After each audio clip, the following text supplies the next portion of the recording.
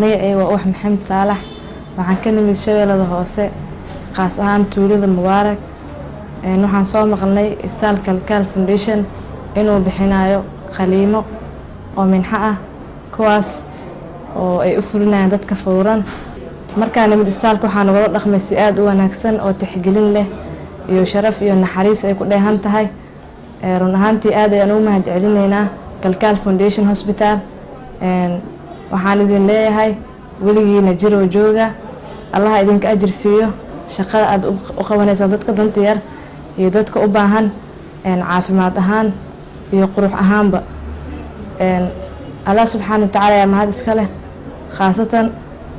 waxaan kaloo mahadcelinaynaa Kalkaal Foundation maadaama ay noo qabteen qaliinkan si bilaash ah wax lacag ayaga naga qaadanin waxaan leenahay waa mahadsantihiin aad iyo aad u mahadsantihiin waxaan ku faraxsanahay in maanta loo fuliyo abtiga qaliinkan waxaan u rajeynayaa insha Allah inuu Ilaahay ku garab galo oo asagoo caafimaad qabo oo aad u wanaagsan oo Ilaahay ka soo saaro waxaan idin leeyahay aad u mahadsantihiin jazakumullahu khayr wa ahsan jazaa waxaan kula kulmay dad aad u badan waxa kamid ah dad ka yimid gobolka Mudug waxa kamid ah dad ka yimid Minnesota waxa kamid ah dad ka yimid Shabeellada Dhexe aad ay u tir badnaayeen